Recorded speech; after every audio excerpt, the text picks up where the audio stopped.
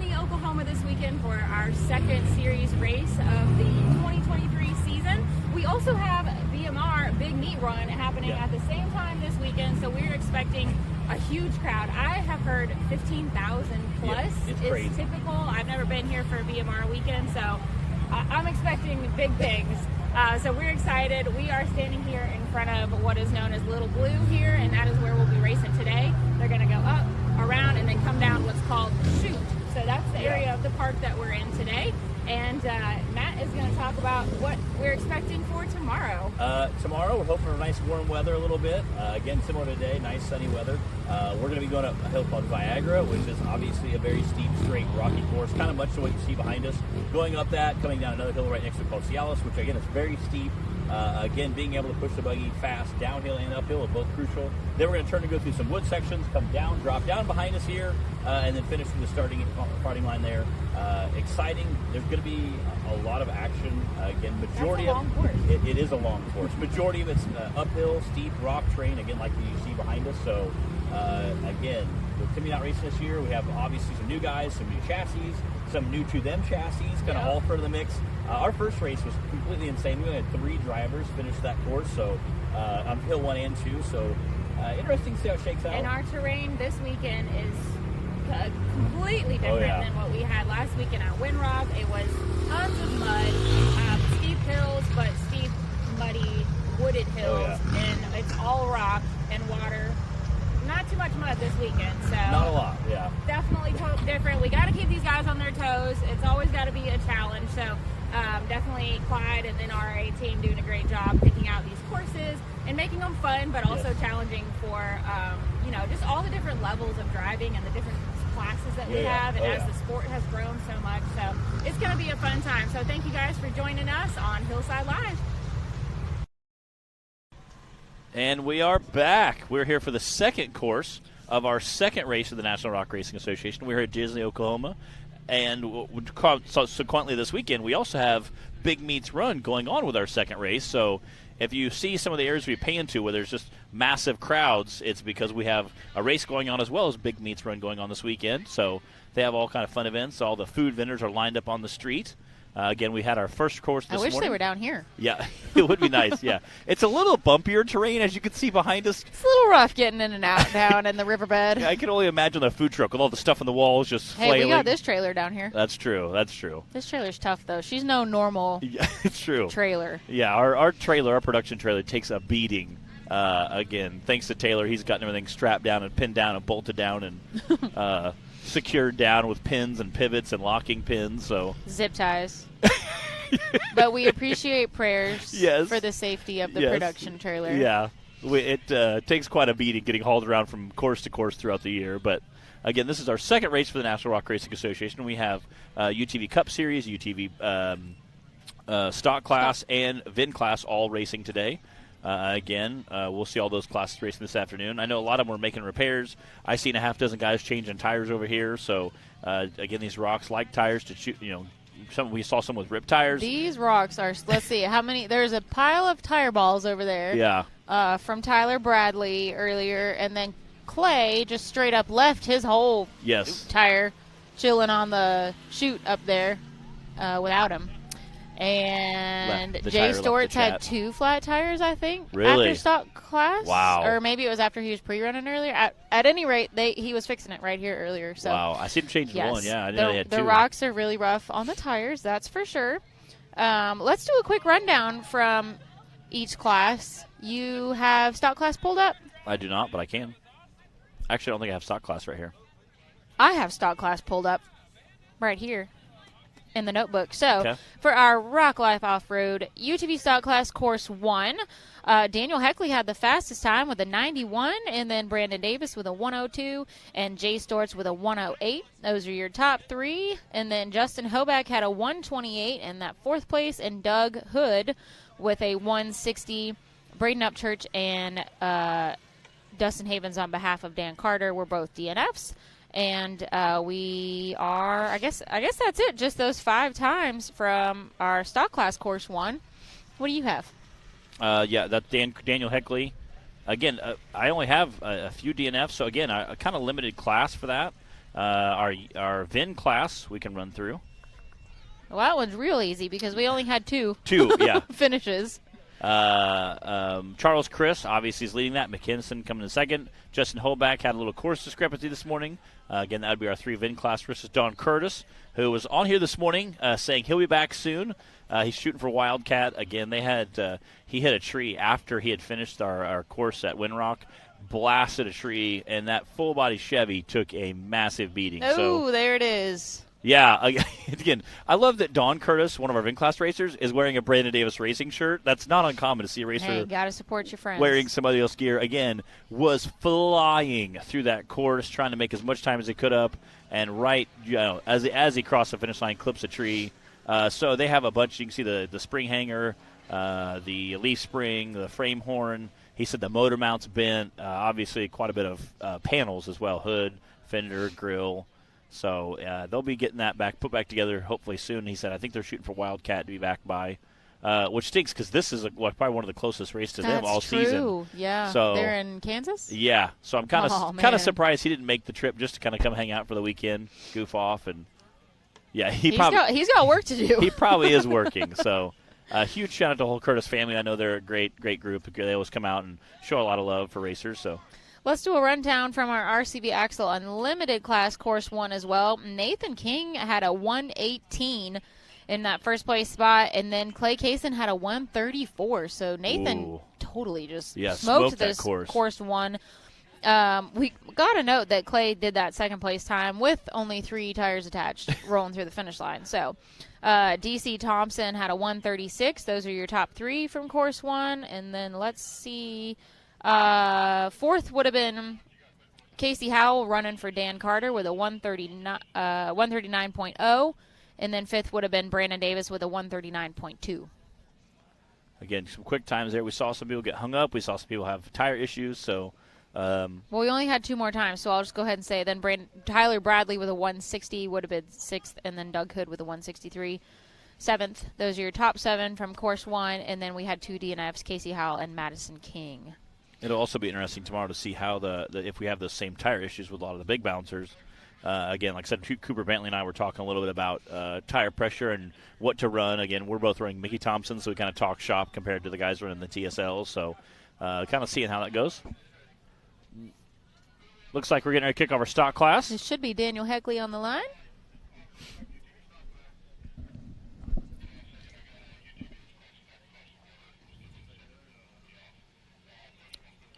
Good, Taylor. If you're just joining us, everybody, welcome to Hillside Live. We are back from our short break in between Course 1 and Course 2. Daniel Heckley's on the line, ready to kick off the Rock Life Off-Road UTV Stock Class, Course 2. Daniel had the fastest time on Course 1. I want to know where you guys are all watching from. We haven't asked that question yet today, and we are in Disney, Oklahoma, so a bit further away from home for most of us. Not everybody, but for a lot of us, this is pretty much our furthest event from home base. So where are you guys all watching from online? Are you chilling at home? Are you on the couch? I mean, it's a Friday afternoon, so are you at work? Are you sneaking some screen time with us here? I seen Adam Kuntz on there. He's part of that Perryville Mafia crew. Again, part of that near that. Oh, he's having a little trouble. Hey, as always, make sure you guys are watching from the Rock Racing TV Facebook page, not any of the other pages like the SRRS page, because Matt and I are watching on Rock Racing TV, and we want to be able to see your comments and answer your questions and interact with you guys. So head on over to that Rock Racing TV broadcast and entertainment media page. It's not the group page. It's an obvious difference as long as you're just paying attention to that. When you click on it, should be about the first thing that shows up for you on Facebook. We got Greg Meadows checking in from Paintsville, Kentucky. Vince from Stockbridge, Georgia. Sean Keller in Oregon. Angie in Monticello, Kentucky. There you go. Braden. That's Angie Upchurch. Cheering on Mr. Braden Upchurch. David Uptain is saying he's in Vegas. All right. So, Daniel, come on.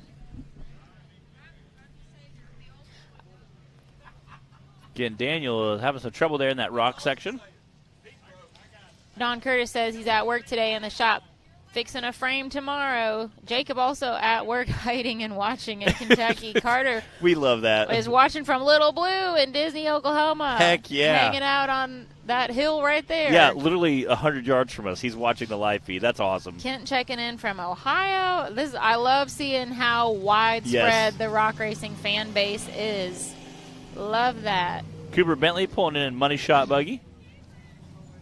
Oh, Daniel Heckley is. Oh man, is. he's Oh, trying. no. He's told it. He was trying to hit the gas. See I if don't he can think straighten there's it up. any coming out of that. I don't think so either. You can see what a tough spot that is, and having to turn out of that Man. chasm there and immediately climb a ledge. Daniel's going to go ahead and get out. We'll get him recovered out of there. Huge shout out and thank you to our recovery workers, as always, for helping us keep things running smoothly and safely. And if you see any others out on the course, those are not just random spectators that are jumping in down there. Those are drivers that are going out to help their friends and family, whoever it might be that is needing that recovery.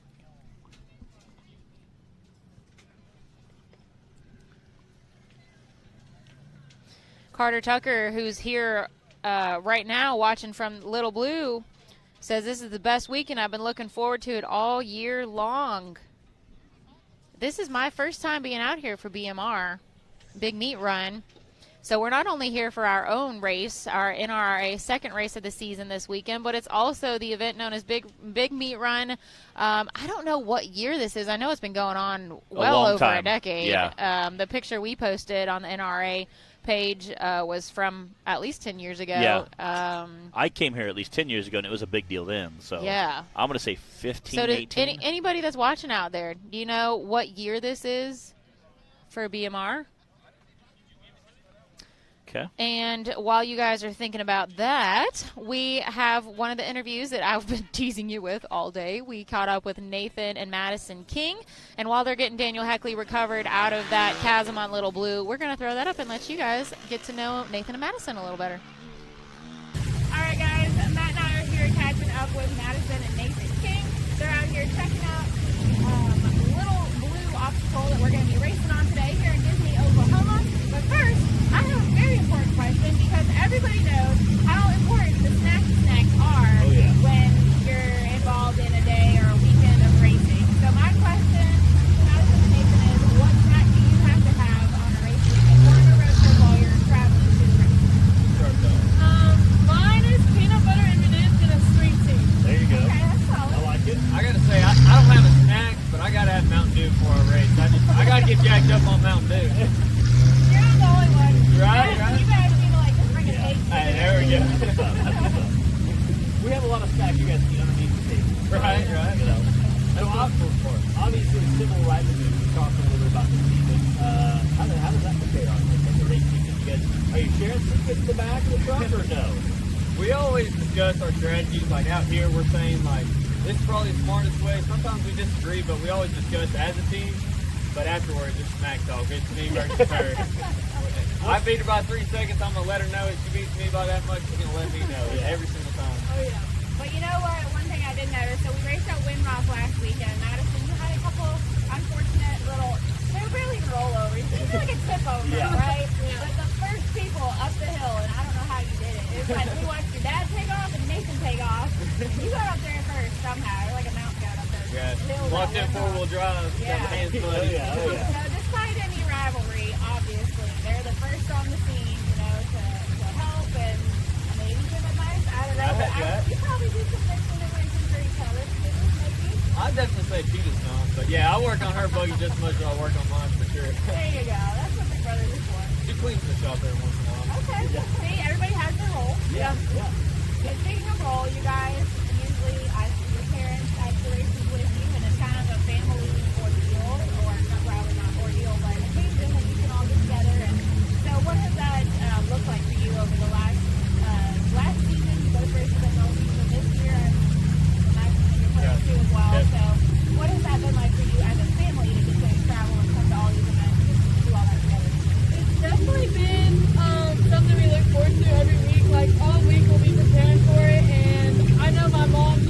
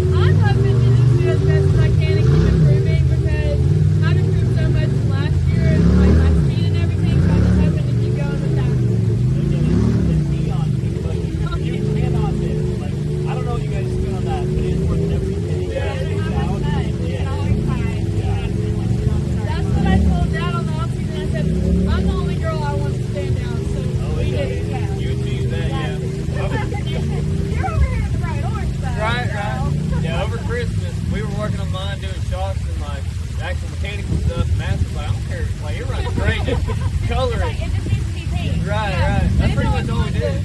Nathan was one that changed the shocks. I was like, no, mine has perfect. I just gotta look good while I'm doing it. There you go. Yeah. Hey, it's everything combined that goes into it. It's all important. Do you guys have anybody that you want to thank? Definitely all of our supporters and fans. It wouldn't be possible without y'all and cheering us on. It makes us feel good. So Yeah, definitely mom and dad. Can't do it without them. Those are our biggest supporters, biggest helpers, and of course all the sponsors. We wouldn't be here without them. And we're excited to hit these hills today. All right, well, we're excited to watch, so you guys stay tuned. All right, we are back here with the current season champion, Mr. Justin Wills with the Degradation Racing Team. You were out testing yesterday. Had kind of some interesting ride yesterday. Yeah, we come out and decided to do some monster truck tricks. Pretty similar. Yeah, I swear we was having a wheelie competition. It looked That's what like it looked like. You know. Yeah. Yeah, I didn't see Taylor nobody says else you doing won. anything. Yeah. Everybody else was scared to test their buggies. Yeah. You know. So how did it feel in the rocks? Again, last week we raced that mud, dirt, and trees, like Bree talked a little about. How does that compare to the rocks? So we didn't, when we come out here, before we even come out here, we done some more shock tuning and changing some stuff up. Okay. So I couldn't tell you the difference, like if we had ran last week and this week on the same setup. Yeah. But it should be good. All We're right. doing some more changes this morning. So. Okay. Well, getting it dialed in. Yeah, trying to. Okay. Well, we're definitely looking forward to seeing what goes on tomorrow out here in the bouncer class. We might have some rain changing things up for us yet again. We can't seem to escape it right now. I guess that's what happens when we race in the spring, though. Yep. But right now we've got Justin Hoback leaving the line in that 4-seat Big Bertha, as she is affectionately known.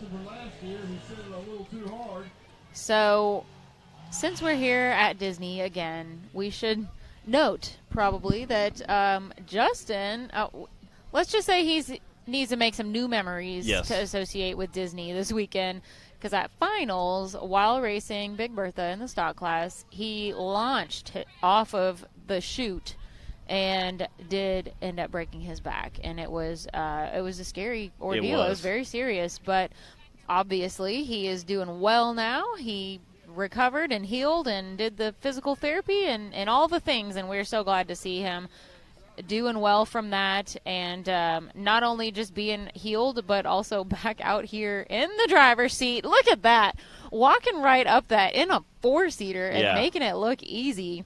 Again, absolutely launched off last year. Again, we had a smoke and run going. It was doing well for the series.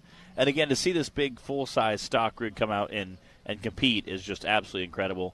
Again, not the ideal rig you'd think you'd see, but he always does seem to do very well with it, so we appreciate Justin and all he does. Listen, you can't count out the 4-seaters. Again, Justin also They'll surprise you.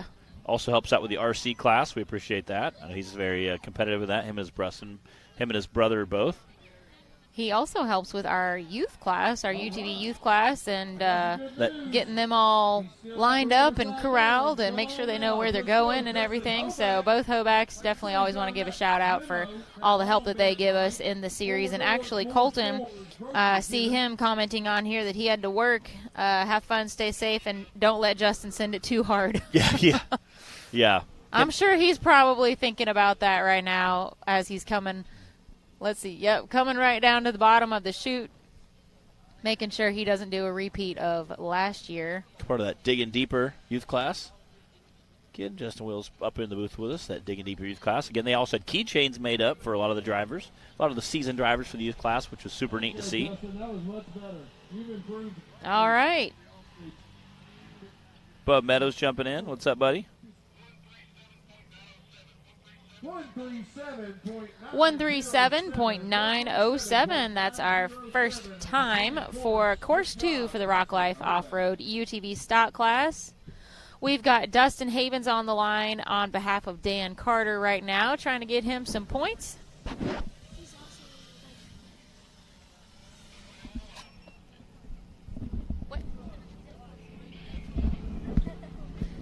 Yeah, it's not often that we see two 4-seaters out here. We're used to Big Bertha, but got a second one out here today.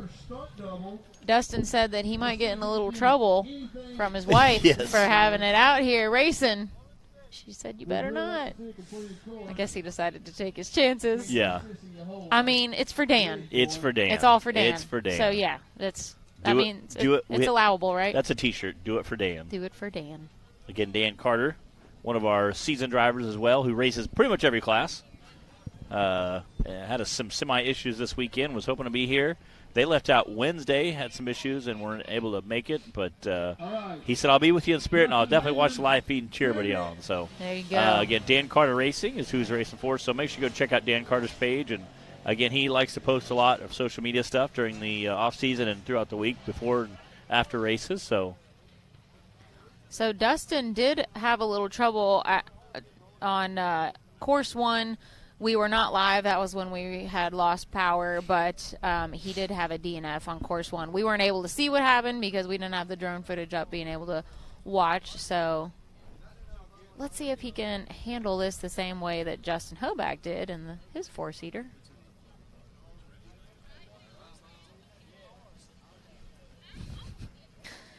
The good news is, since I just mentioned that we lost power earlier, the problem was discovered. yes. And rectified. Apparently we had some wiring that was on its very last leg. There it is. Out the top he goes. Again, we also have Gatlin Wills up here with us. She's part of that Diggin' Deeper youth class.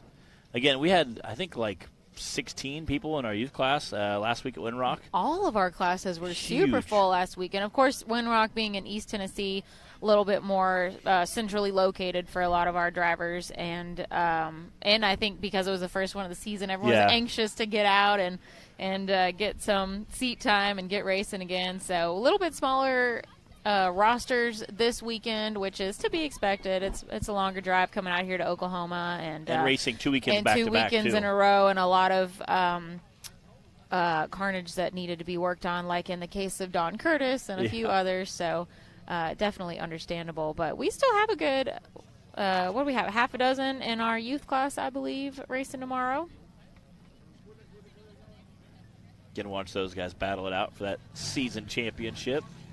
No pressure, Gatlin. Dustin Havens coming to the bottom of the chute, just has to make that drop off. And just a little trek through the woods there into the finish line. This is for Dan Carter's points. There it is. 136.394, just in front of Justin Hoback, who had a 137.907. That is moving. Those four-seaters were pretty comparable on this course for that run anyway.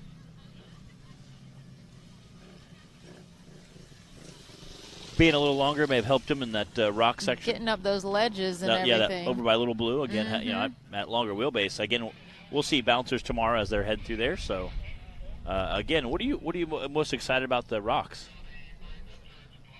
We're looking forward to for that rock section tomorrow. I don't know. Yeah? We just want to hit it, be smooth. Yeah? Again, are you more of a rock guy or are you more of a trail and dirt guy?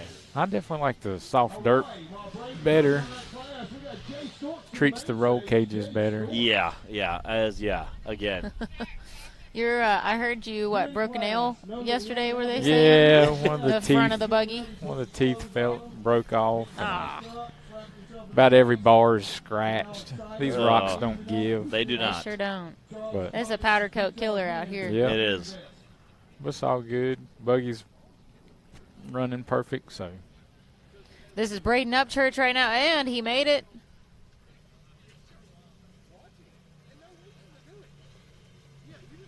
Up and out the top of Little Blue here. A few more ledges in his way, and then he's got to come down. Down through the woods section, back up and down the chute.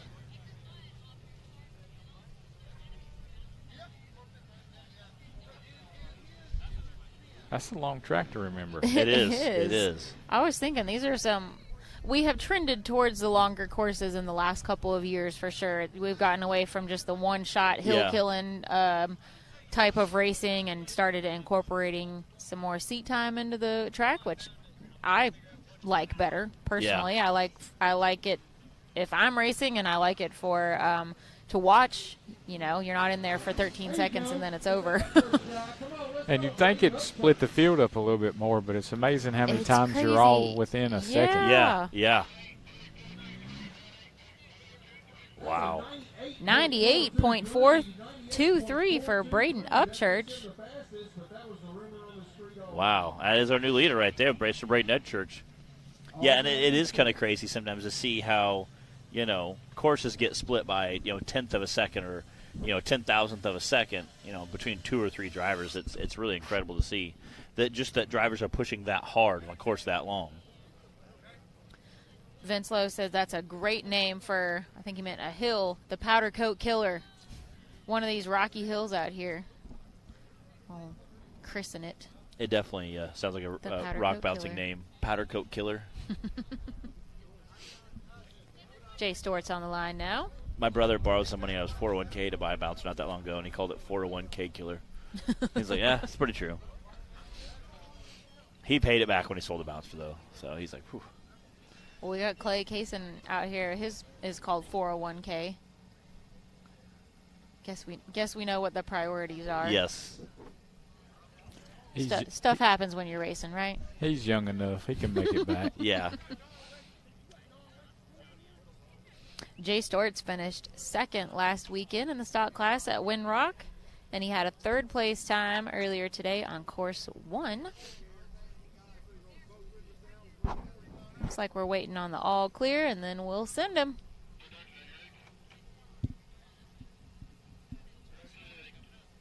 All right, for all y'all that have been waiting to watch Jay Stortz, wait no more. Mr. Stortz. Mr. Stortz has a wood delivery business, so when I say this guy gives me wood, I mean it. Jay Stortz. Good coming out. Definitely hot and steamy there.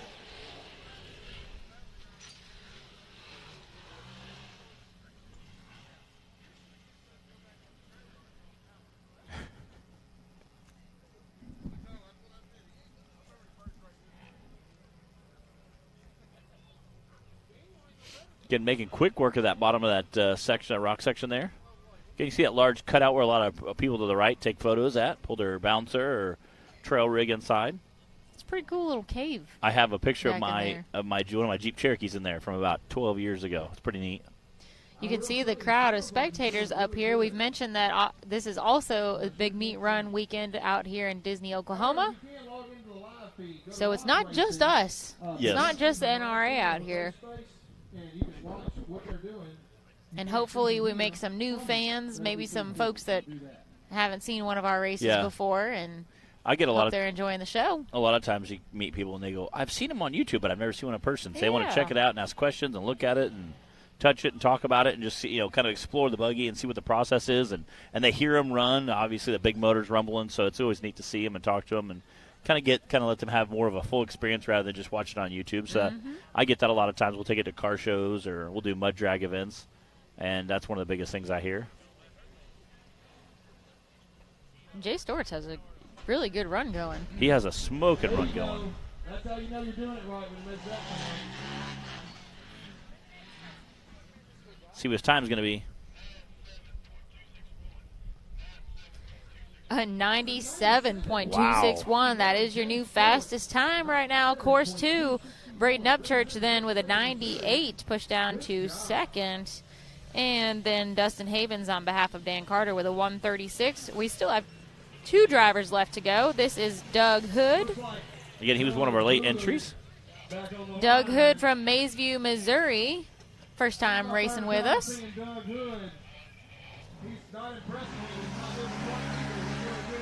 Again, definitely came out of there. Full steam ahead. We'll see if he can keep it together. Again, had a little bit of a mishap this morning in that rock section, so see if he can't have a little better time. So what number did you draw for tomorrow? I am 12. 12, okay. So you think it'd be a good number. Yep. Again, number 12, so that'll be... I think you're running in front of me. 12, you're going to the end. Let's see the beginning. Let's go run the end at the first course in the middle of the second course. So, no? No, you look at the driver's list. Yeah? You're number 12? I'm number 12. Yeah. Justin you will got- be almost at the bottom on But hill 1. You got. What did Daniel decide to do for number 13? Do you know? You got Chris Griggs, not here. I don't know if Randall will be here. That's true. I think You Ethan got Martin might not be here Ethan too. Martin. Mark The only Carpenter's not person here. in front of me that I know is here is Mr. Matt Holt. What number am I? Well, we know he's here, don't we? What number am I running tomorrow? Let's finish watching Doug Hood's run here. Now we got the drone back up. We'll figure out that bouncer list for tomorrow. Let everybody know what tomorrow's lineup's going to look like.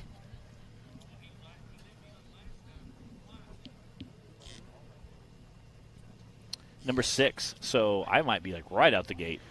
Who's 2 and 4? You got Ethan Jones is not here. Chris Griggs is not here. That's 2 and 4. 2 and 4. Oh, so Then I might Matt be Holt, the first guy out the gate. Then Randall Key, Ethan Martin, then me. So there's a bunch of late entries we're going to go round up tonight. Oh yeah. All right, Doug Hood is coming down that chute now. Straight on to the finish line. Good work for that's again our first time racing with him.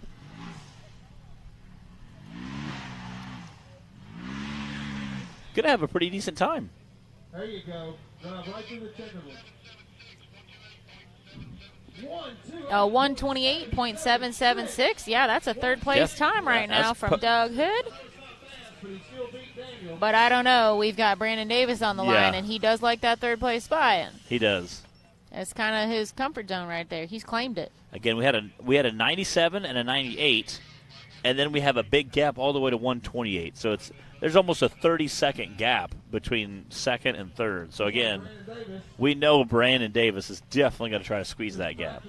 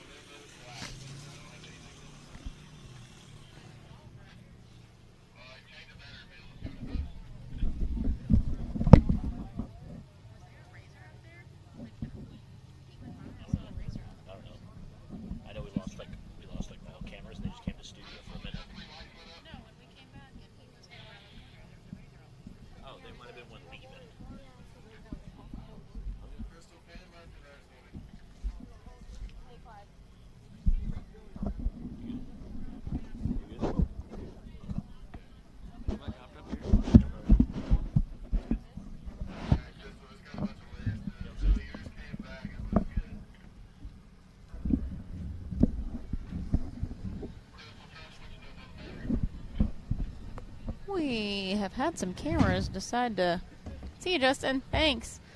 To leave the chat on us right now. So we're going to get those back up. We want you guys to be able to have some kind of view as much as we can bring you here. So we're going to give us just a minute before we send Brandon off that starting line.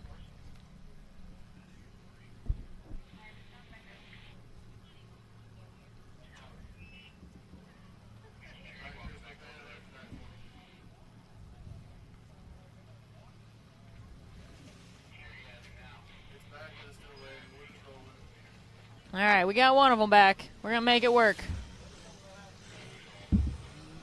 Do what you got to do on race day. Oh, yeah. You got it right, Matt. Oh, you know what? I concur. I concur.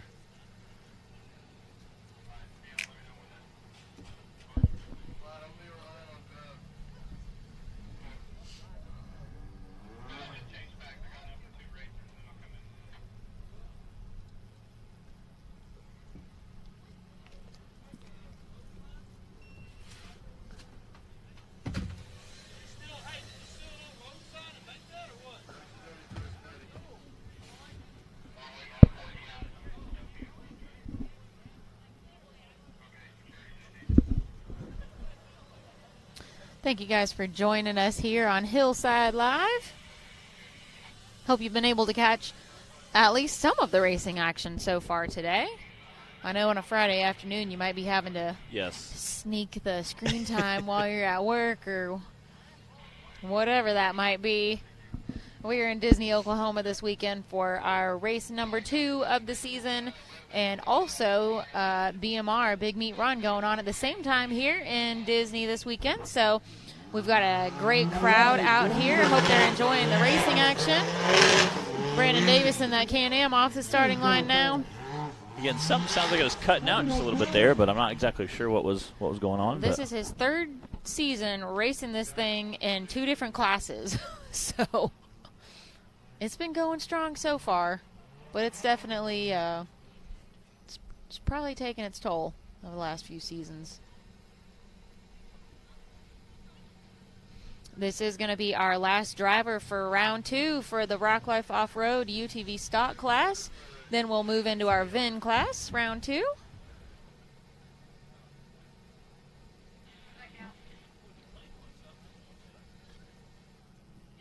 Getting Brandon being careful to that very technical rock section there. Trying to make his way through, be quick but be smooth. Slow is smooth and smooth is fast. Oh, yeah.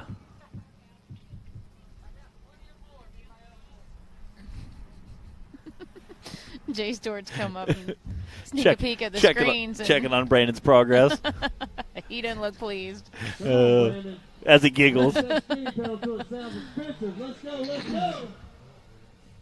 Jay, you got to hop up here if you want to come watch the screens. Do an interview with us.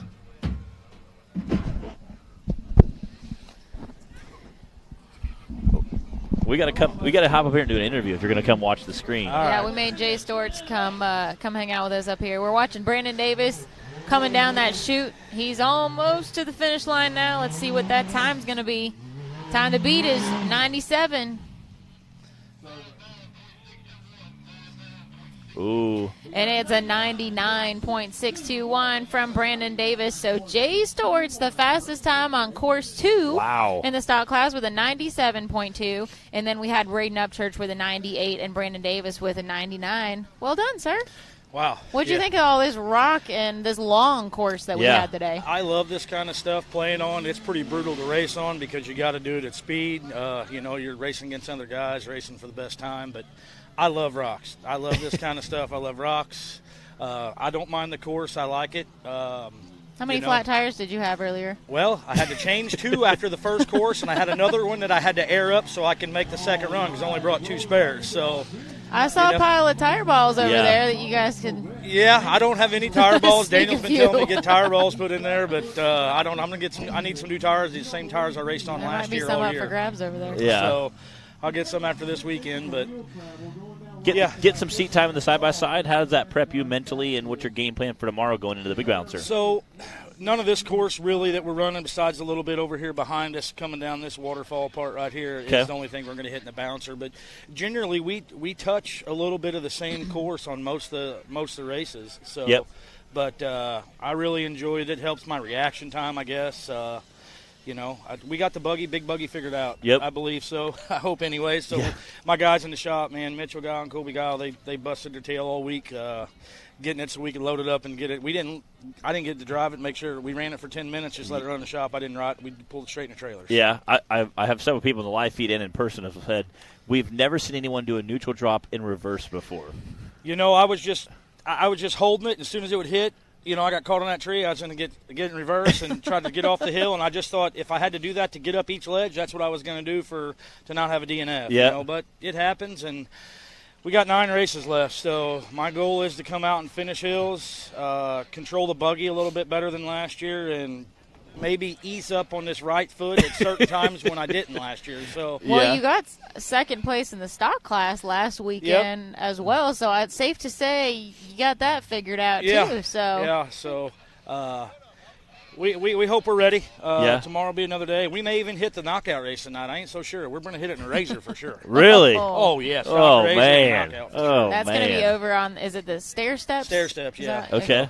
I want to hit it in forward play. I just don't know if I want to jeopardize my points for tomorrow. Yeah. So that's a big gamble. Chasing the night points before. this year. Yeah, chasing points this year. So we got we raced 4 weekends in a row here in March. Oh yeah. So Yeah, All right. we hit it hard. This is our own March Madness. Yes. Right. This is the March Madness that we all like. Okay. Well, we appreciate you, Jay. Thanks for hopping up here with us. Appreciate and again, it. Yep. have that fastest time on course 2 definitely helps you out for the season. So. Yeah, I think I was sitting in third after Hill 1, so we'll see where that puts me. All right. Let's get him. We're going to keep him up.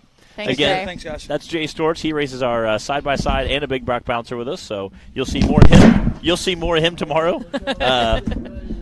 Yeah. If he survives getting Yes. off the trailer. And I know we threw a shot up there a second ago. We got our VIN class pulling the line, I believe. I see Charles Chris. Chris's vehicle. So we had some people ask about what he was working on. I talked to him a little bit during our break.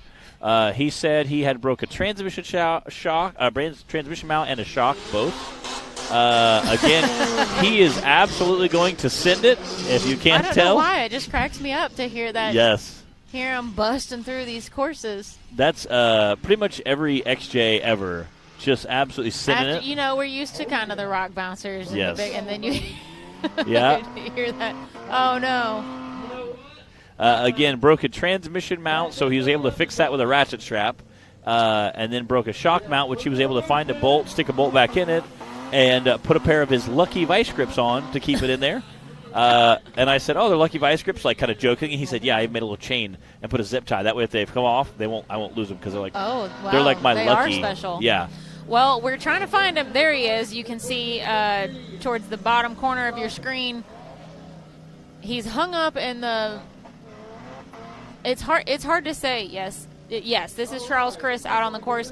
There's like a bouldery. There's these boulders, but then there's also like a hole in front of them, kind of. So definitely an easy spot to get hung up in, especially for our VIN class. He's giving it all he's got right now. Finding that rev limiter. Hey, back up neutral dropping. I saw Jay reverse neutral drop. That was the first for me. I'd never seen anybody reverse neutral drop. Last week he did it. Again, Charles absolutely giving it heck. I don't know if you can hear that XJ just rapping out in the woods, but he is absolutely giving it all she got.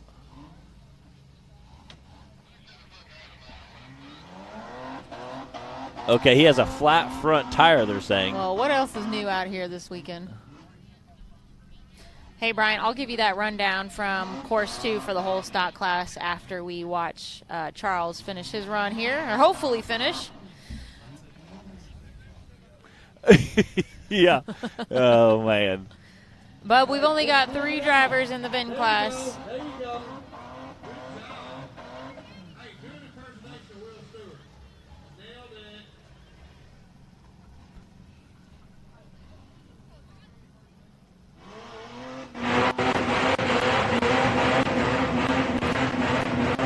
Did we hear anything about a time limit, or what the time limit is? We always have one, but usually it's around 3 minutes. But sometimes on longer courses like this, we kind of customize that, what the time limit is. I guess we'll find out shortly. I feel good about your stance here. I think it's going to work. I really got a good thing. So Charles did take home first place at Winrock last weekend in the VIN class. And had a great run on his first run as well. Again, sitting first place on his first run. So we'll see if he can't get up that hill. I know Justin Holback took that route, and so it was Accidentally. Accidentally. On course 1. On course 1, trying to get through there, and just wasn't able to get it done. So it looks like. Oh, now we have smoke.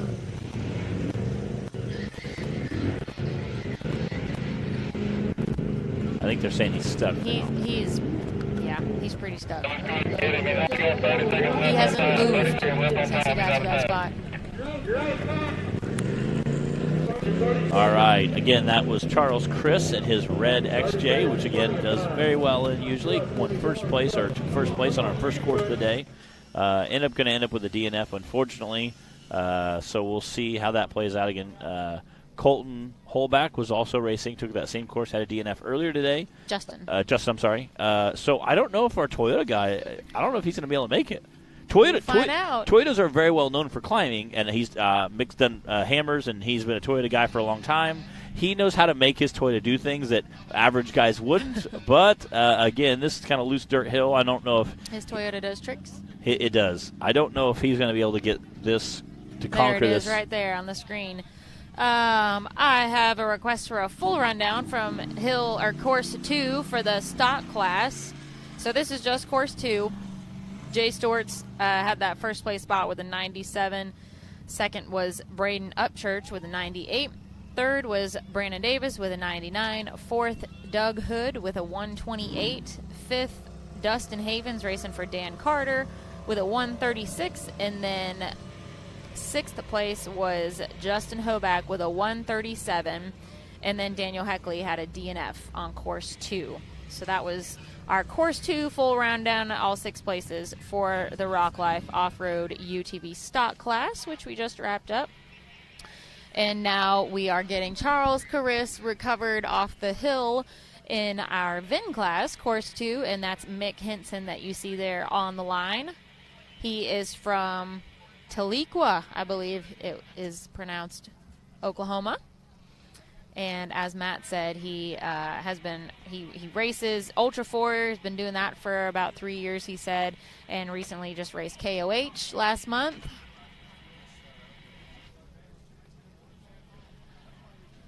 And again, Bree was talking about Ultra 4. Again, JT and Miles and Pam and a handful of other of the Ultra 4 staff are down here this weekend, being that the Big Meat Run is owned now by Jason Robinette, who also owns Mid-America. We have a ton of Ultra 4 staff down here that hanging out and helping us as well. They're going to be helping later on with that knockout race and the bounty race tomorrow night. Again, there's also some other fun festivities. They have some music going on. They have a bunch of food trucks up on the main drag, so we appreciate all that. Again, you have this many people here. Everybody's got to eat, Bree. That's right. We all need our snacky snacks, so we appreciate all the food vendors coming out and helping out, as well as all the campgrounds. I think are completely maxed out at this point. I am Matt's food vendor Yeah, today. she does help out.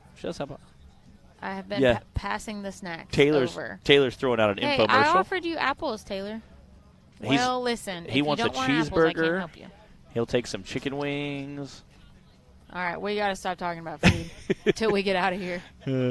Some of that cheese sauce we had last night. Oh my gosh! Like, it is so good. Me and Jack from Delta Drone Works had some cheese sauce at dinner. It was incredible. I'm gonna need you to stop talking about cheese right now. It was delicious. Looks like Charles is off the course, or about to be. And then we'll let Mick Henson give it his best shot on course 2 for the VIN class. Again, Charles Chris pulling down. Looks like that front right driver. A little bit flat. Front right driver. Or front left driver. Way to make it completely unclimbable for everybody behind you. That's the teaser. Good job. Again. Yep, another one bites the dust as far as tires go today. Absolutely trashing tires this weekend at this Even course. the tire balls didn't save. Again, Ultra 4 Finals last year had the same problem. At one point during the side-by-side race, the 4900 class, I saw about 12 pits in a row all changing tires in the side-by-side class. I believe it. All right, Mick Henson is out on the course now. His first time racing with us, but he is no stranger to racing. He's been in the Ultra 4 game for a few years. Raced KOH last month. And been rocking that Toyota for quite a while, so. And now he's. See if he can get up there and right climb. Where Charles was. Again, there's some a big rock with some ledges, as well as now there's some holes. It's really we really haven't gotten a good view of it yet to really show you why they're getting so hung up in there. Oh! Nicely done, Matt. You were right. His Toyota does do tricks. Yes, it does. Again, able to squeak it through, shockingly enough, but definitely able to get that. Again, going to try and get a decent time on this. Bub Meadows asking, do we go to Speed Sport for the Bounty Hill and the AOE stuff, or are you all covering it? We are covering it. The Bounty Hill and the knockout racing we are not putting that on. That's not an NRRA. Those are not NRRA events, but you will be able to find them on our pages as well. Is that correct, Taylor? Rock Racing TV will have the footage on it, but those are not our events. We are not running the Bounty Hill or the knockout racing. There we go, and cross to the finish line there with Mick.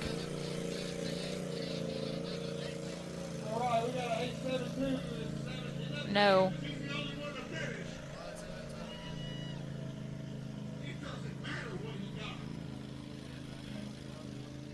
I think it was an 87. We've already seen this truck try to climb it.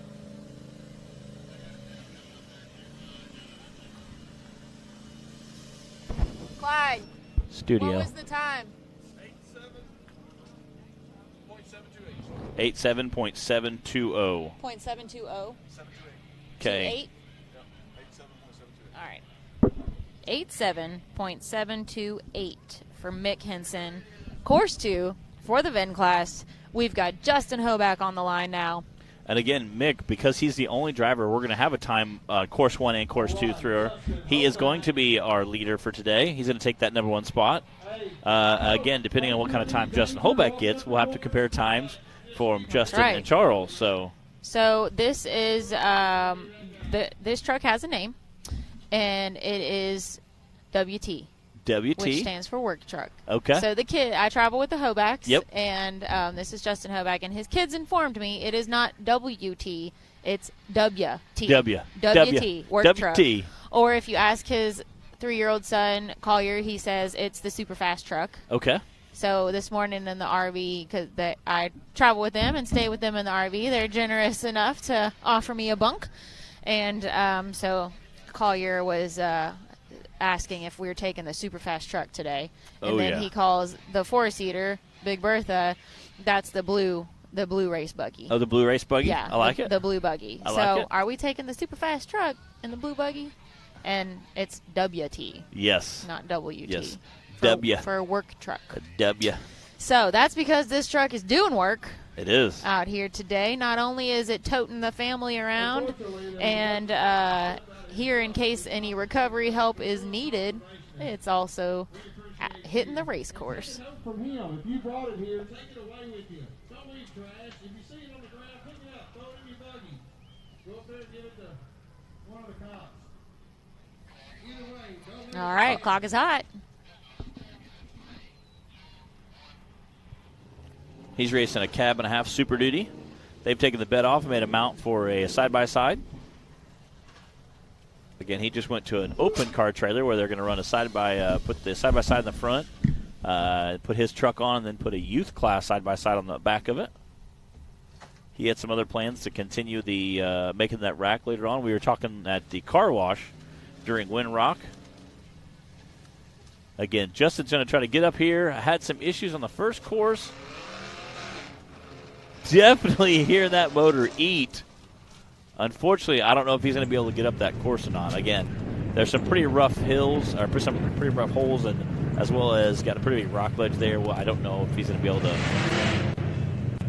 make it through there. Again, he's going to, just thrashing that truck, trying to get through there. That's my fault. I had opened it up to look in it. I guess I didn't get the latch all the way. Right. Oh, yeah.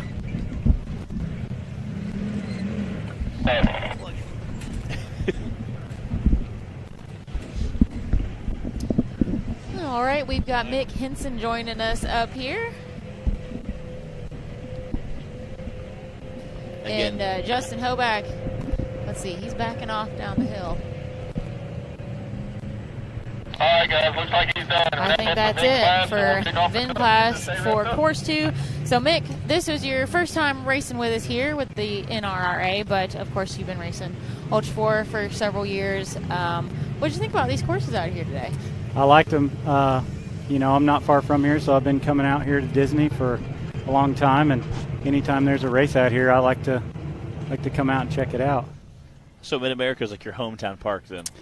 Yeah, Disney was first, and then Mid-America sprouted up. I've been coming here for over probably 13 years now. Really? To Big Meats Run? Mm-hmm. Okay. To Big Meat Run. Yep. And again, I really enjoyed. I came out there probably, I'd say 10, 12 years ago. A bunch of us came out, brought some Cherokees and some side-by-sides. Yep. Probably 10, 12 years ago, came out, enjoyed it, had a good time. And again, back then it was kind of just a party, not necessarily there wasn't a racing atmosphere going on yet. So, well, my question is, how many years? What year is this of BMR? Do 20 you know? Something. Really? Wow. 20. Get her done. Yeah, 20 something. That's awesome. Well, this is my first time. Yeah. Oh, nice. Here for BMR weekend. I'm a good 10 hours away from here, so last year at finals was my first time coming to Disney, so I don't know my way around very well at all. But it's kind of cool how you go through the little town and everything's just there's no like entrance and gate. You just you're here. Yes, it's nice and simple when you figure out where the turnoffs at the main road are to come down here. Again, how does racing one of our races compare to racing, say, an Ultra 4 race? It's kind of weird for me because I'm used to, endurance and everything being a little longer. Oh, yeah. I like the short stuff, in the two segments, like this course, that course. That way you can run and then, stop and check it out and check your truck out or whatever and then race again. So it's kind of hard for me to go that 100% for that short amount of time when I'm used to going 70, 80% for a long time. And again, because you have to keep that truck you together. You got to keep it together. Because you're doing a 12-hour race, you need that truck to last 12 hours. So whole different scheme versus making the truck. We only got to last a minute and a half, 87 seconds. So little different game plan. Again, how long have you been rocking the Toyota? I've been racing that Toyota for this will be its third year. Okay. Yeah. I said I've seen you before doing Ultra 4 stuff in the Toyota. Yeah, actually Pro Rock was my first race in that truck, and after that I was hooked. So. And you raced Pro Rock, what, a VIN class, like a stock class? Yeah, they had their stock class. Okay. Yep. So they had their stock class at Mid-America. Okay. And we were going up there anyway, so I put window nets in it and raced it. And said, heck, let's have a good time with it. Yeah. Nice. That's a good time. Yeah. Addicted right off the beginning. Oh, yeah. Yeah, not hard to do. No, not at all. Have you watched the bouncer races? Oh, yeah. Much? Yeah, I've watched them at Mid-America. I've seen them all over the place. The Ultra 4 and SRRS used to do their race and stuff, so I've got to see them. Yeah, the shootouts, so I've got to see that. And also out here in this atmosphere, this is buggy bouncer area, rock crawler stuff, so I've seen it out here. And you could definitely tear up a lot of stuff at this place. Absolutely. There's a lot of traction. A lot of tired. Oh, yeah. Yeah. Again, are you more of a rock guy, dirt guy? We've been asking a lot of our drivers. Mud and trails or more sand and rocks? I'm a hardcore rock crawler. That'd be what I'd call myself. I like to go fast in the desert. It's a ton of fun, but where I feel like I'm the best at and where I feel most at home is in really hard rocks. Again, so Hammers, even here's a good time. Here's a good time. Hammers, I loved Hammers, all the rock trails. I just felt right at home. Oh, yeah. I just was very not in my element in the desert. So. Yeah, Hammers a good time. Again, a little bit longer race, but again, the festivities that go along with that are obviously pretty cool. So, how many times have you raced KOH? This year was my first year at KOH. Okay. It was my 6th or 7th year at KOH. Okay. First year racing it, though. First year racing at KOH. And then you've had several Ultra 4 races you've done as well, right? Yeah, somewhere around 5 to 10 races, I would say, over the course of 2 years. And there was the first year, there was like Pro Rock and Ultra 4 were like kind of overlapping, and I kind of did double dipped in those for a little bit. I know Joe. I've heard Joey talk about you. You've raced with him for a while. Yeah. So again, racing the Toyota. Yeah, Joey remembers me because we were all just out here at a big meet run. No, there wasn't any racing or anything, and I just pulled up in my race truck at Waterfall and just bashed it up Waterfall. And then he was like, "Okay, I'm not forgetting this guy's name now." He's like, "We're gonna be friends." Yeah. So, what tell us about your Toyota? It's an '81 Toyota pickup. Okay. It's got a 22RE motor, fuel injected, 5-speed, dual transfer cases. What transfer case do you have in there? It's got dual Toyota transfer cases. Okay. It's got a stock geared front case and a 4-7 rear case, so it's a super low gear rock crawler. Yep.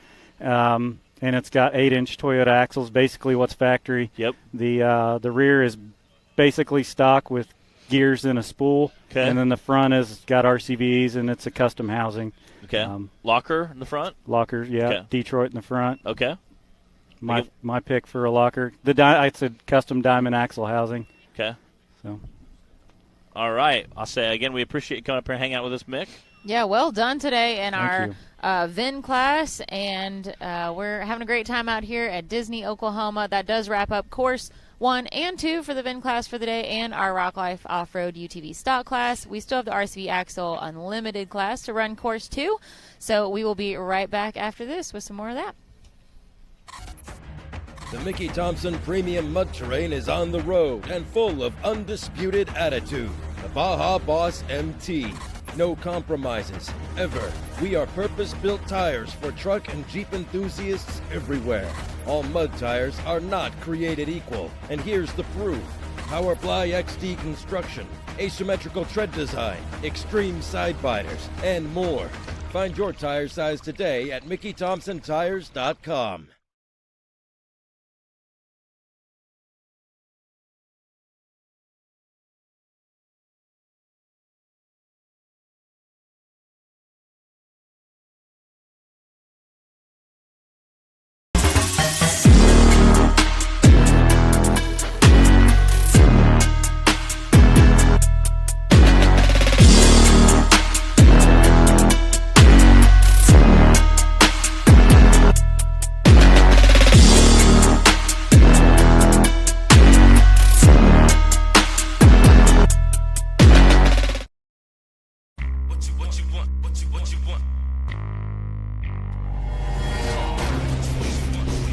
No matter where your ride takes you.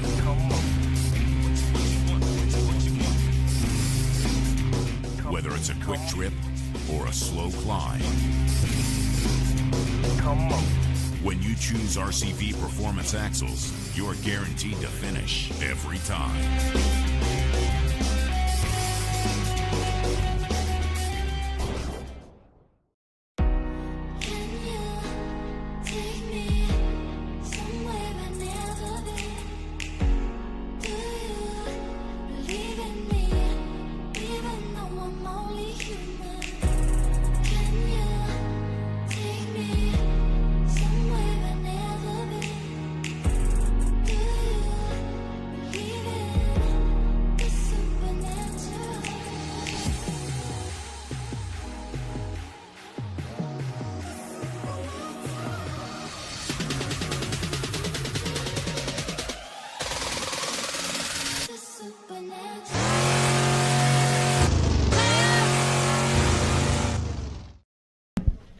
All right, we are back. Again, that was Mick Henson with up here. He took first place in our VIN class. Charles Chris will take second, and Justin Holback will take third for the day. Again, we know those times just because of how the finishing happened with the VIN class. Well, when you only have three drivers, makes it a little easier to keep up with. Yeah. We're ready to move on to round 2 for the RCV Axle Unlimited UTV class now, and that's DC Thompson off the starting line. DC had a third place finish. I'll go ahead and give you the top 5 from course 1 in the unlimited class. Was Nathan King with a 118 in that number 1 spot, and then Clay Kaysen with a 134.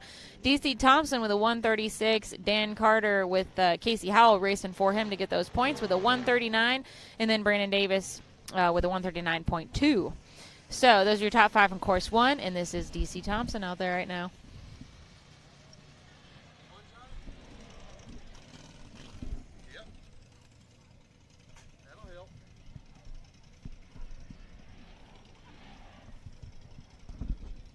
Again, DC making quick work of that rock section there. Absolutely hammering through there.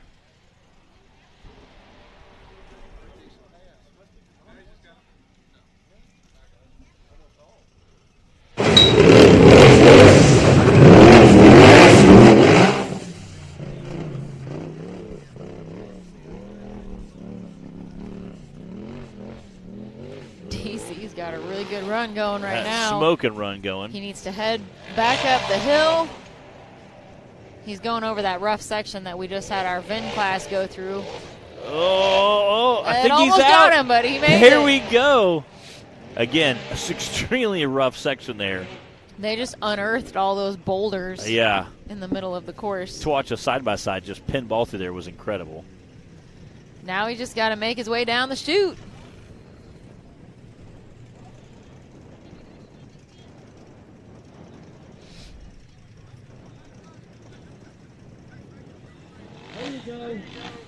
Oh, it's not down the chute for course 2. That's my bad. Looks like they're turning and going back up the hill.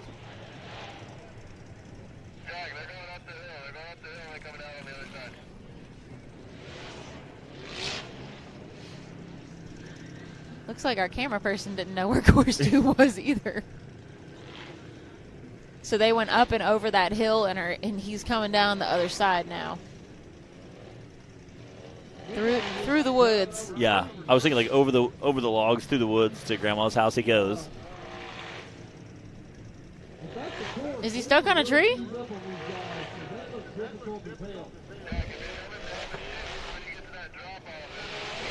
Oh man! Oh, what's happening? Got hung up, and now he's coming through the woods down the hill. He's pulling a Daniel Heckley up in those trees. He's coming down that hill, one way or the other, I think. Now he's reversing down the hill. What's happening? He's kind of just stuck in the woods. Man, I can't see well enough. Okay, I don't know how he was supposed to. We could barely see that through the trees, guys, so we can't really tell you much about what just happened and why he came down backwards. Did he lose steering? Well, at any rate, there's the finish line.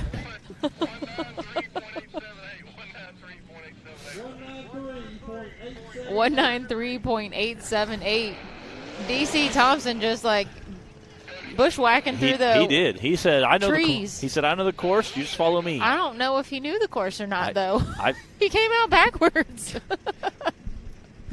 Oh man, well, maybe we'll figure out after Cody makes his run here what the trail is actually supposed to be. This is Cody Kaysen on the line in the new to him Daddy's Money. This is Spencer Grindstaff's old race buggy.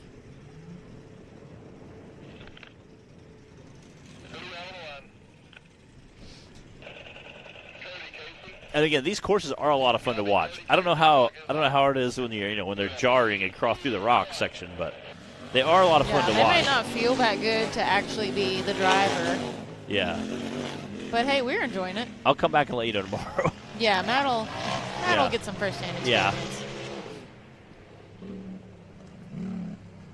But so all of our drivers should feel somewhat familiar with Little Blue at this point in the day. Everyone's hit it at least once, some of them twice already. And again, some of them, because of the bouncers going through it tomorrow, they were all speculating what line to pick and how creative they could get with that course, which is always exciting to watch. Uh-oh, and Cody getting a little bit hung up. He did this. This happened on his first run as well.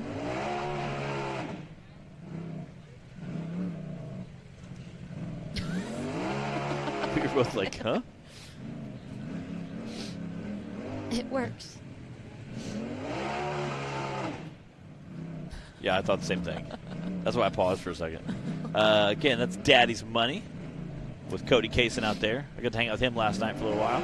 Oh, that's a really tough spot when you can't back up. And and the thing is, it's also those rocks are kind of cold right now. They're wet. Your tires are wet. So again, that gets super slippery through there. Again, we did see some longer side-by-sides come through there today. So yeah, we had 2 4-seaters Yeah. crawl right up it. So that wheelbase makes a difference. Fingers crossed I have the right wheelbase on my rock back there for tomorrow. We're going to check air pressure, too, I think. We're going to air down a little bit. Normally, we run about 20 PSI. Matt, this might be, like, your place to shine It out might here. be. It might be. Just slow is smooth and smooth is fast. Yeah. Just crawl those rocks.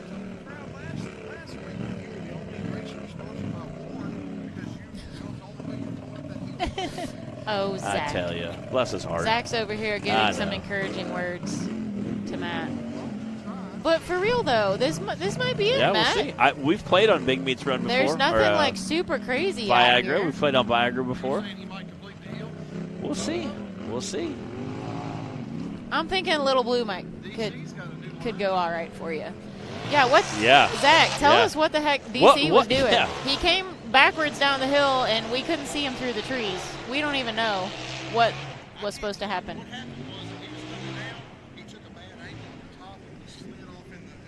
Yeah.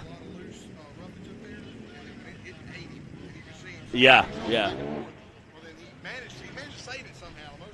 Yeah.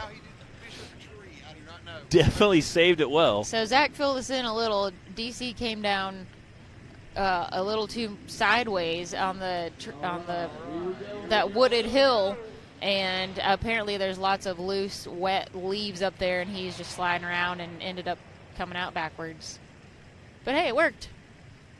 So Cody is going to show us the proper course along with our drone that we now have up there. And it looks really similar to the line DC Thompson took, except there's just a little bit more brush. Oh, DC was way off in the trees. He was a little bit to the left of that. There it took is. some more brush, but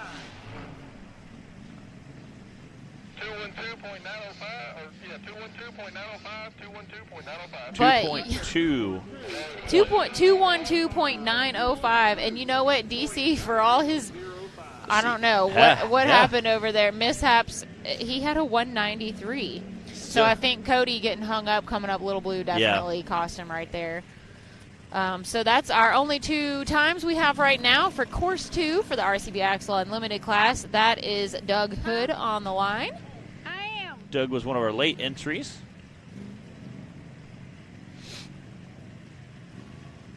Gatlin, wait. Hey, Gatlin. We're just checking on you, okay? Need some nuggets or something? Nuggets? Woo, where'd the sun go, Matt? Yeah, I was kind of thinking that. Who's in charge of bringing the sun today? Yeah, good thing we put a canopy away.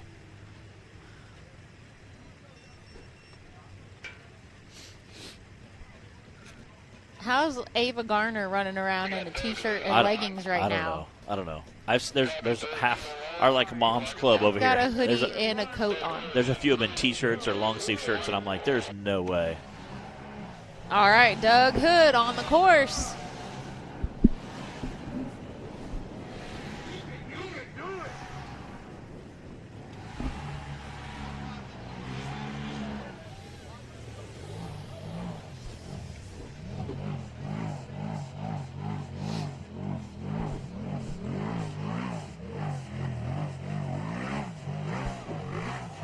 Racing the stock and unlimited class today. Got that side-by-side doing double duty. So this is his 3rd time, or rather 4th time up Little Blue. Well, first time he had a DNF, so I think it's technically his 3rd time. 4th attempt. 4th attempt, yeah. Do you know why they call this Little Blue? I don't. All right. Should we make up a backstory? Just make up a story. I don't know. I do like parking rigs in that little cutout, though, and taking pictures is pretty cool. I'm going to take the bouncer over and take some pictures, because I have pictures. Yeah, I have some pictures of my Cherokee in there, so. Back in the early days of when I used to hammer on a Cherokee. Should bring one back out for VIN class. I know. I bought one. What happened to the one you had last year? I bought one. I still have it. I have Is it 6. still sitting at Mid-America? No, it's at my house. Okay. I bet you I have 6 Cherokees at my shop right now. Well, come on, Matt. Bring one of them. I got. I'll drive course 1. You drive course 2. 6. Well, that's one thing. Yeah. Oh, God. Let's not talk about that. Yeah. DOT gonna get you? Yeah, I'm still paying on that ticket, I think. Uh-oh. Or tickets, I should say. Looks like, speaking of uh-oh, I think Doug's having a little trouble out on the course. We've got some of our recovery folks heading down to assess the situation. Yeah. We do not have our drone in the air for footage right now. We'll figure that out. I think he's heading back or heading there. He must be broke. All right. Unfortunately, Mr. Hood is down for the count, getting a little bit of assistance from our recovery crew. So in no time, they'll have him cleared up, and we'll move on to the next race. Well, we're glad that Mr. Hood decided to come out and race with us today in spite of the challenges.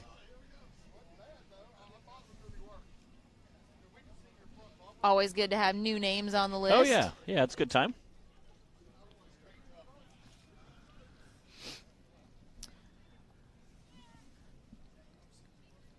All right, while he's being recovered right now, guys, I am going to, since I've been teasing you about these interviews that we filmed earlier, I am going to finally let you watch another one of them. So let's put Clay Kayson's interview up there since he's racing in this class. Let's go to it. What's up, everybody? I'm Bree Molitor with the National Rock Racing Association. We have cornered Clay Kaysen, and he is graciously doing an interview for us today. So, Clay, we're going to start off just let you talk a little bit about your new buggy for the season, 401K. So last season, 2022, was your first full season racing with the NRRA. You had a heck of a season. You can talk about that if you want. Talk about the new buggy, and we'll go from there.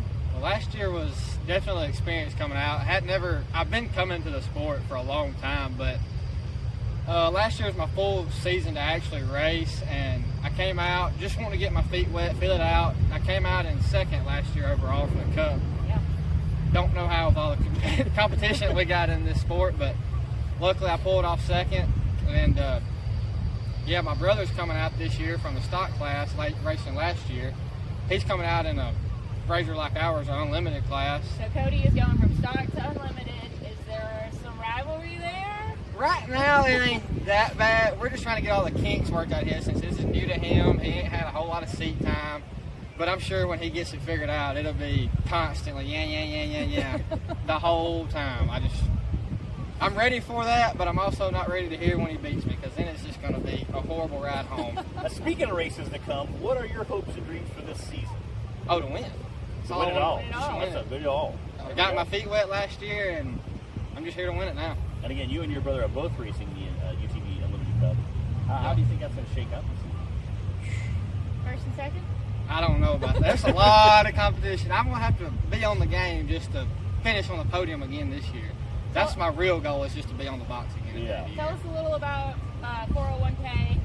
It's a Dano's built chassis. It's got a Polaris Razor turbo motor in it with a bigger turbo. It's on E85, ORB suspension. Gary Hinkle did me some shocks this year. Last year I ran on stocks all year long, and it was horrible. So I finally got me some good shocks this year. I've been doing that, and I've had a whole lot more seat time than Cody has, luckily. So maybe we'll have her dialed in and see what we can do the rest of the year. All right. You got anybody you want to thank? Dano's Cages, Trinity Racing, Raceline Wheels, and if I'm forgetting somebody, I'm sorry. Southern Power Sports. That's it. There you go. All right. Well, good luck this season. Hey, where can people follow you real quick? CNC Racing on Facebook. That's our own page. All right. That's Clay Kaysen, everybody. We'll see how the season does for you. Thanks, y'all.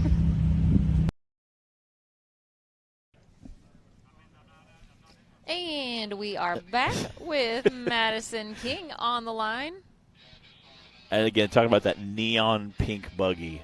It is so distinct. That's what she wanted. I'm a little jealous. Mission accomplished. A little jealous that my teal doesn't stick out that well. All right, we're offering everyone. Yeah, you need to get a nice like sparkle coat. Yeah, like a neon teal. So it's got a little oomph in the sunlight. Yeah, little pearl. Put some pearl on there or something.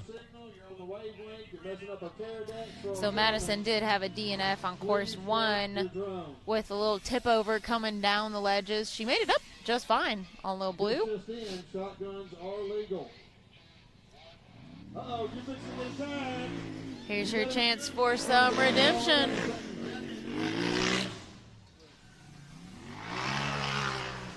There you go.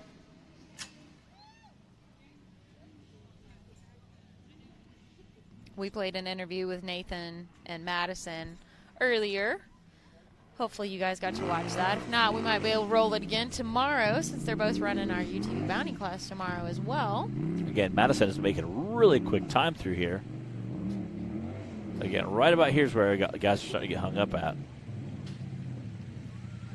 Again, being that wet, slick rock, it's kind of giving some people trouble. So we'll see if she can get through quickly. She's already done it once. Didn't have too much trouble. Looks like she's getting a little bit wedged in there, though. What do you guys think about these interviews? Do you like them? Do you have any requests for a driver that you want to have interviewed, or any questions that you want us to ask? One thing that's always fun is if we get a good question, we can just ask a bunch of drivers and edit that all together. Like, what's your favorite video. dinosaur? What's your favorite dinosaur? Sure, what's your favorite dinosaur? That was the best question I think we've ever had on the show.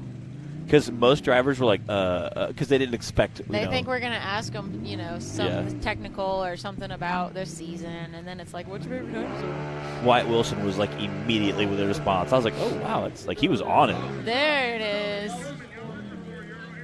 But yeah, do you guys have any requests for interview content, either drivers, questions, whatever? Do you like them? Do you like, would you rather we just run our commercials, or do you like having a little change of pace and having our interview videos worked into the live feed? Bryant, that was Doug Hood that just broke on Little Blue.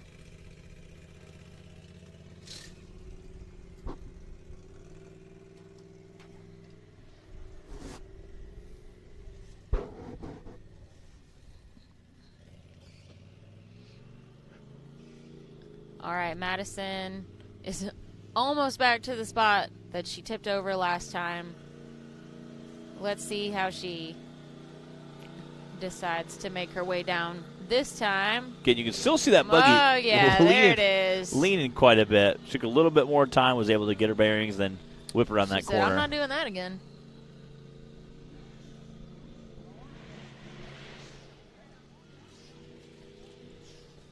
All right, she's got to turn and go up.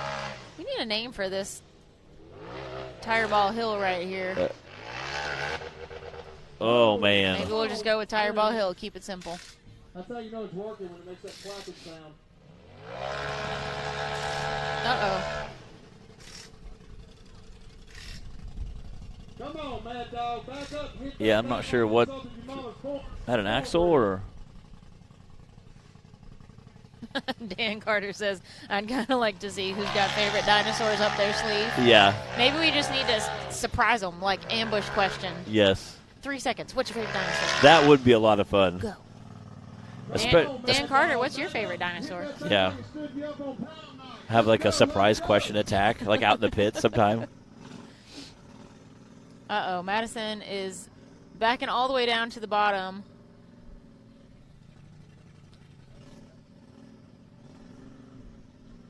What's she doing? All right, looks like she might be done. Stink. I couldn't tell. The screen is dark with my sunglasses on. Did she lose the rear? Yeah, one of her axle looked like it wasn't turning, so I'm not sure exactly what was going on there. Dan's favorite dinosaur is the Dinosaurus Rex. Oh, well played, Dan. Well played. Yeah. Yeah, we're going to need to see a fossil.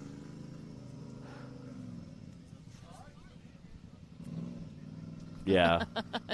Is that what you were looking for in the dirt at Windrock? While you were laying on your side in your buggy? Looks like, is this Casey Howell? Yep. Is he running for himself or for... Yeah, Casey Howell is running for himself in this class, and it was Braden Upchurch that is running for Dan Carter. Speaking of Dan Carter, gotta keep everybody straight here. Dan's got a bunch of stunt doubles today. That's what happens when you run a 6-pack of classes, you know. And don't come. Yeah. Don't show up. Yeah, I hate that for Dan. Again, Dan's one of the guys. He's definitely a champion out there. All right, we got Casey Howell.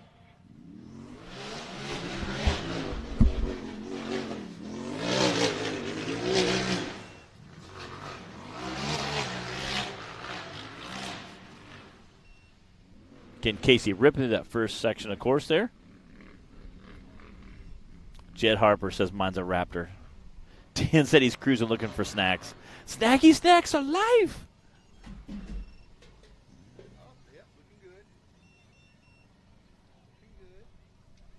Yeah, again, it'll be interesting to see how all you need is a good smooth run here.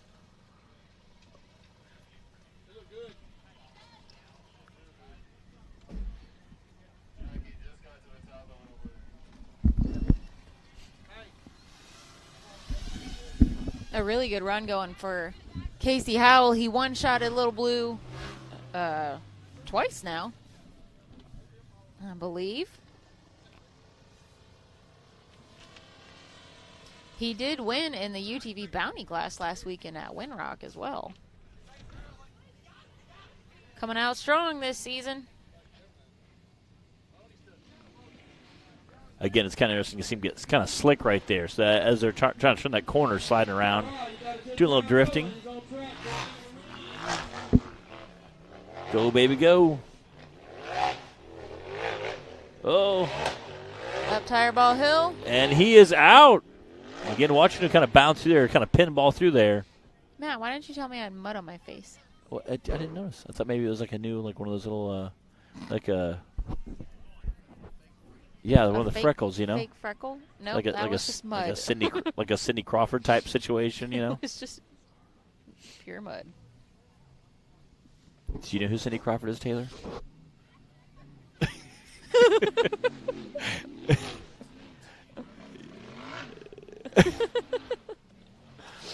Bless his heart.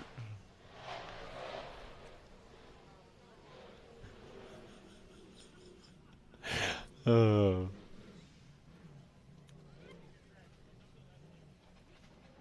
Casey Howell's ripping through there. Again, we just talked about all you need is a smooth run here.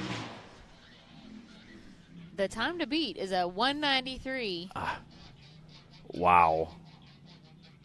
142.173 again, smoking that time of DC Thompson's at 193, you know, almost 50 seconds faster. So that's definitely enough to put him in leader. Let me amend my statement. The time to beat is a 142. Yes. Yeah. Again, smoking. Again, we had just talked about at the beginning of Casey's run. All you need is a good, smooth run here. And again, Casey did exactly that. This is Braden Upchurch running for Dan Carter. He got 4th on course 1. All right, we got Dan Carter's stunt double. Dan Carter's second stunt double of the day. Only a racer like Dan needs multiple stunt doubles. I'm surprised he didn't have a third one. One for each class.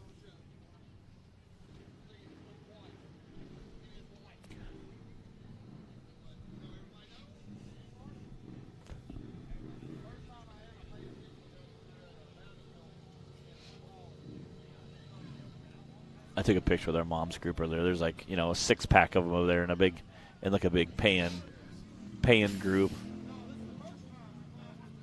That's the VIP area. It is. It really is pretty cool. They all had like their separate snacks out. Mm-hmm. They're like, Matt, you want a donut? You want a cookie? You want some chips? I'm like, I'm good. I'm good. And then Christy was like, do you want a peanut butter jelly sandwich? I was like, yeah, I do. Like Uncrustables, you just can't beat those things. They're like the perfect combination of peanut butter and jelly.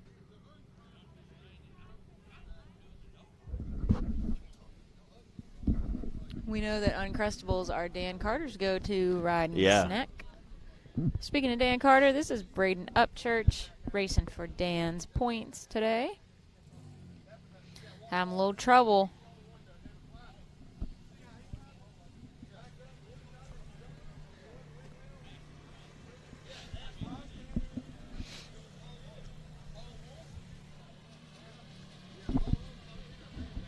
Oh, man, he just can't find any traction. And again, these rocks are pretty cold. They're wet. I think your tires are wet. So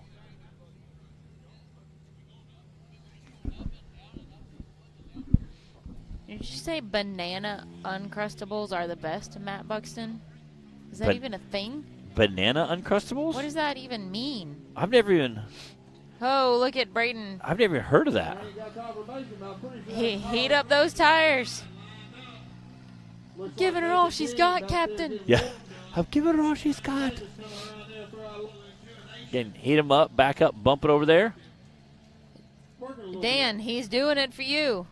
Do it for Dan. Do it for Dan. Get those points. That'd make a great T-shirt. Do it for Dan.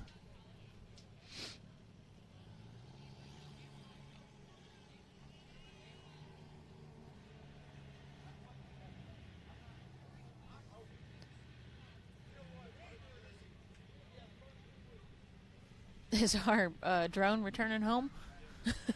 Yeah. He's coming back. Again, you can see Braden just working that front of the buggy back and forth, trying to get up that hill. Hey, it's a good thing he's got a teal roof so we can see him there. Yeah. Oh, it's so close. You can see the front end bucking as it grabs traction every now and again.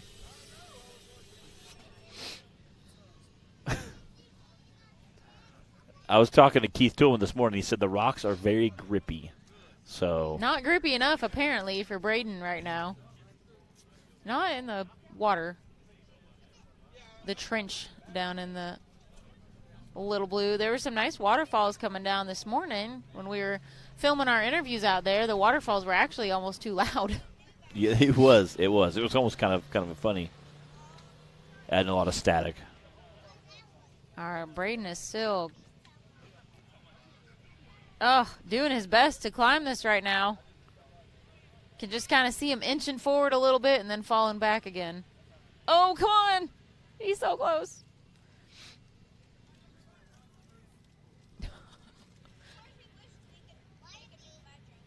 The more teal you see, the better. As he climbs the hill. Man, he's so close, too. That stinks.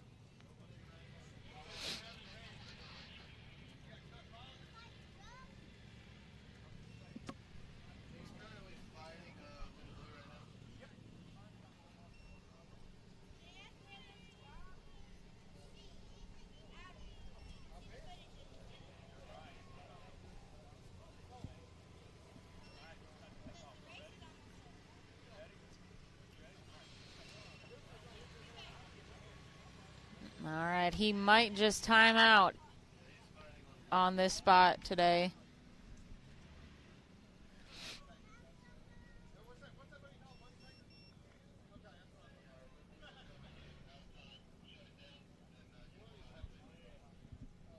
All right, and he is out of time. Oh, man. Hey, no one can say he didn't give that his best shot, though. Definitely got Dan those points for attempting the hill, or the course.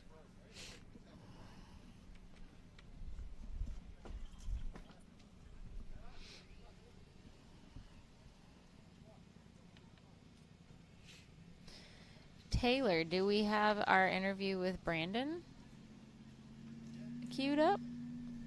All right, I don't think we've shown that one yet. All right, well, why don't we go to that? Y'all watch this little interview with Brandon Davis. All right, everybody. Hey, we're here with Brandon Davis from Brandon Davis Racing. And you've been racing a while. This is your 8th season now? Yeah, it's going on my 8th season. I started out in the UTV, and then the very next year got a rock bouncer, and started doing that. And this is your 2nd season in Menace, and you're the only IFS chassis. How does that compare to racing a straight axle, and how do you kind of plan to hit things differently? Yeah, I really like it. It drives more like a UTV, or it reacts like a UTV. And the last couple of years, or the last year, I got a lot of things sorted out in it. And I think I feel good in it. It doesn't like rocks and ledges, which is not good for this weekend. But it does like the wood stuff and, the downhills and good sections like that. Shines. Yeah, it does. So your other race vehicle, you drive in the UTV stock and Cup class, and that's your Can-Am, and this is your 3rd season racing that in both of those classes as well. That thing has been put through the ringer. How do you hold this together? My poor Can-Am, but it's unbelievably reliable as long as I don't make a big, big mistake, hit a tree or something. But it's great, great machine. The wheelbase is good on them. Knock on wood, like last weekend I blew a belt, but I knock on wood, have not had problems. Yeah. I'm going to keep running it. Any changes you plan to make for this year, the 2023 season, or you just going to keep rocking and rolling? Really just during the off season, I freshen things up, axles and, the normal stuff, new tires, and trying to just leave things alone. I think a lot of times when you get in there and start, pulling motors and doing things, you can pinch wires and do all sorts of things. So I left things alone this season. How many times was the motor out of Menace last season? The motor was out 4 times last season. Wow. I did have a bad run of motors, and I feel like I've got that sorted out. So hopefully, unless I do something silly, it'll be a good season. So. And you said that there, obviously, they do rocks. Have you seen our terrain here. It's pretty rocky. So what's your plan today? With Menace, you have to, kind of wheelie over everything because it's so low. It's the lowest bouncer, in the class, and you just have to ride over everything, wheelie over everything. So that's the plan. Or jumping. Yeah, you can send it and jump it. So. I think we need to note too your nickname in the sport. Mr. Consistency, your Captain Consistency. You tend to really hold down that third place spot a lot. Yeah. Third place in bouncer overall last season. Third place last weekend at Windrock. How do you feel about that? I don't know how I fell into that. My very first year racing, I was first and second. And then as I get older and it gets more competitive, I'm slowing down. People are getting faster and faster. And so I've dropped off a place or two. Hey, but I'm trying to hold on to it. You're still pretty consistent on that podium. Yeah. Even if I don't get third, sometimes I get invited up on the podium just to stand with the guy that got third. So it works out all right. All right. Do you have anybody you want to thank or anything else you want everybody to know? Yeah, I've had quite a few people help me on the Can-Am. G4 Scary with G4 shocks. Phenomenal job. Gear grabber shifters.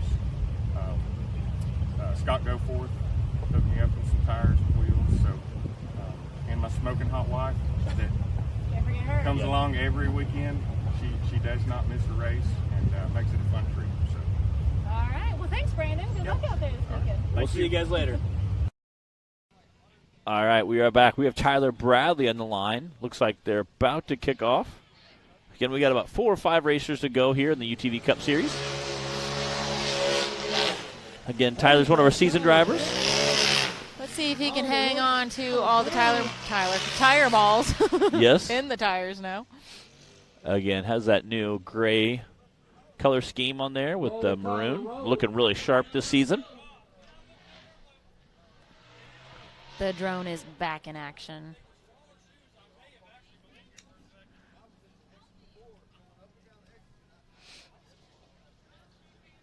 Well, I thought it was. Nice. Tyler made that look easy. He did. He flew through there. Again, that's going to be a smoking time if he can keep that up.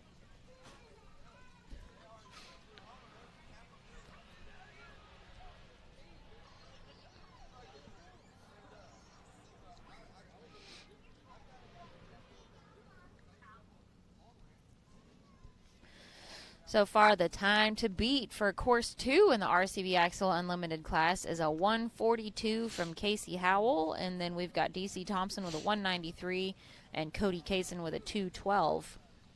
Couple of DNFs, and this is Tyler Bradley working his way through the course now. He's about halfway through. Again, taking his time through that downhill section. Again, we watched Madison King roll over earlier today. Trying not to make that mistake. You can see that kind of sliding around that edge corner there.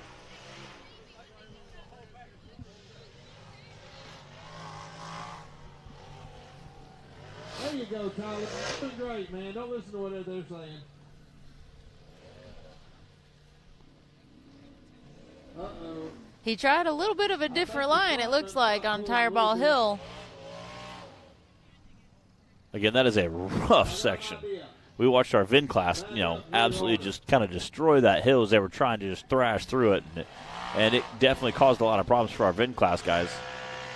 Oh, no. Dang Front it. might not be pulling. That stinks.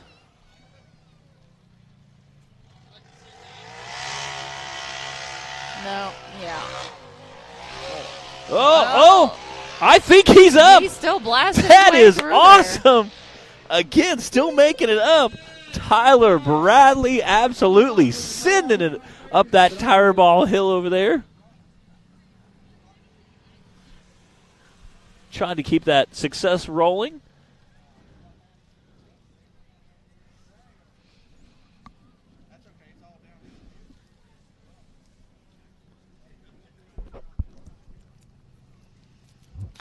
Go. Ooh. Yeah. I think he might have missed his turn just a Oh, come little on. bit. Get up there. Go, go, Still go. made it work. Doing this in two-wheel drive right now. But is he going to come out backwards like DC down the hill? Hopefully not.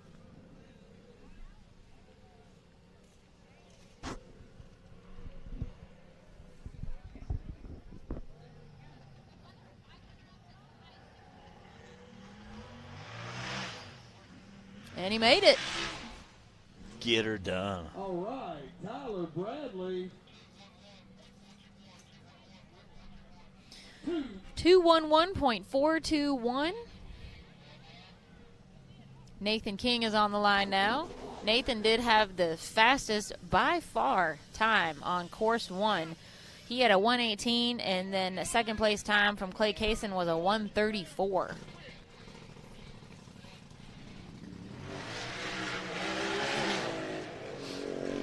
Jed Harper said these drone pilots are killing it. Yes, they absolutely are. We're so thankful for Jack out here with Delta Drone Works and his amazing drone piloting for us. We would not have near as awesome as a view without him. Nathan just had a little bit of a trouble not far off the starting line and had to pause for a second, but he's still rolling up Little Blue now. Don't know if he fell out of gear or what.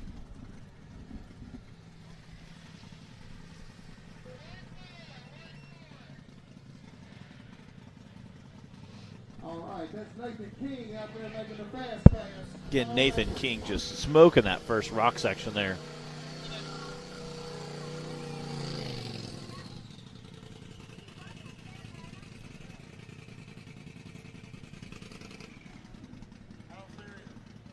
Again, Casey Howe with that 142 sitting in that top spot. Nathan's going to be pushing hard to try to take that away from him.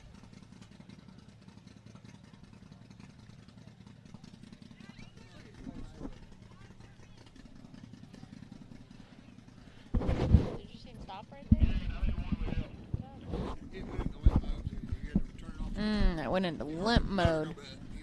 I can't hear with these headphones on. Oh, and again, see, we can't hear that with the headphones on, but yes, he went into limp mode twice now and has to cut it off and back on. But he made Tireball Hill look easy.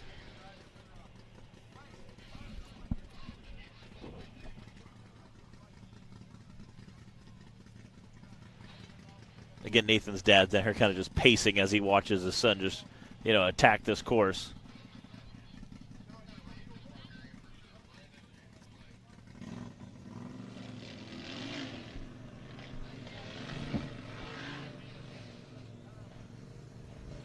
All right, he's got the worst of it behind him now. All right, Nathan King, up and over this hill, straight onto the finish line. See what his time's going to be. See if he's hanging on to that first place spot today in the Cup class. Oh, man. Definitely doesn't sound good. That's a 147.953. That's a second place time currently on course 2 in the RCV Axle Unlimited class. There's Brandon Davis sitting on the starting line. And we should have Clay Kaysen wrapping up our course 2 for the Unlimited class after Brandon.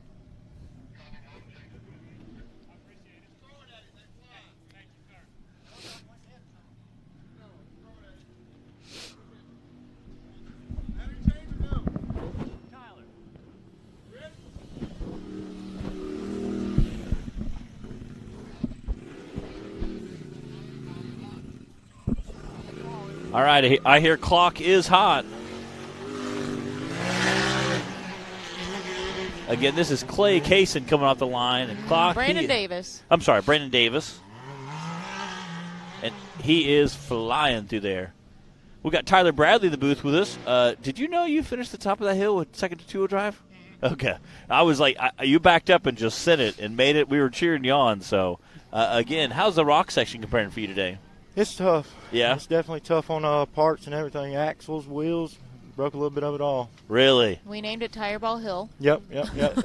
They all come out. Luckily, I got all of them back, so Nice. get them put in tonight and get ready for We tomorrow. were going to send the kids out on an Easter egg tire ball hunt. Yeah, otherwise. I definitely needed it because they was strolled Every all the way out pass, through we there. kept seeing more of them. Yeah. Come tumbling down the hill. Luckily, only a few of them got damaged, so that's good. Yeah. We've seen a couple of them rolling down as the drivers, a few drivers behind you were coming. We'd see them rolling down the hill. So, Brandon Davis making his way up Lil Blue. Yeah, he's making good time up it.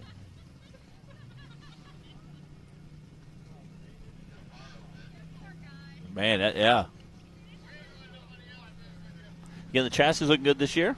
Yes, sir. Had a was rough on it at Windrock, messed a good bit of stuff up, but got it running back right again, so got all the power back, so doing pretty good, I guess. Yeah, I said in this rock section, you're definitely going to need that power. Oh, yeah. What season is this for you This for is racing with my NRRA? Fourth season. Fourth? Okay. And you've been a seasoned driver the whole time, right? Mm-hmm. Okay, yeah. What is your preference? We've been talking about this today because what we raced in at Windrock was so different than what's out here. So much mud, and, it's a bit rocky but more forested, steep hills, whereas there's just a bunch of rock and ledges and riverbed out here. Do you have a preference, or even we threw in the option of, like, the dusty, loose dirt, kind of like Bikini Bottoms? What's your preference for racing?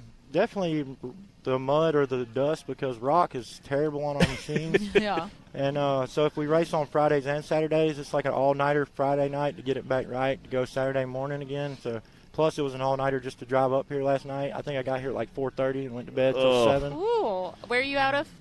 Birmingham, Alabama. Okay. Wow. So how far is that for you? Is It's that about like 13 and a half hours. Oh, man. Pulling a trailer. And you left yesterday after work? Or? I left here at 12 o'clock yesterday. I got here at 4:30. Yikes. Wow.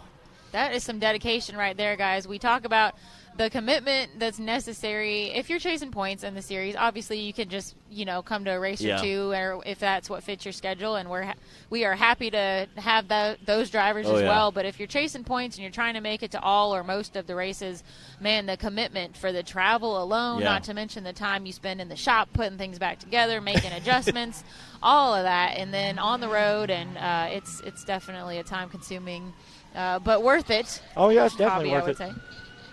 Line them up, ladies. We've had Cooper Bentley's Razor buggy in the shop all week trying to get it back going. He had a rough time at Windrock as well, broke his transmission. Oh, yeah. A couple other things, so we got it put back together yesterday, just not in time to load it up and get it up here. So he'll have to wait till the next one. Yeah. Aw. Hey, Taylor, did you get Brandon's time? The sirens started up and I couldn't hear anything.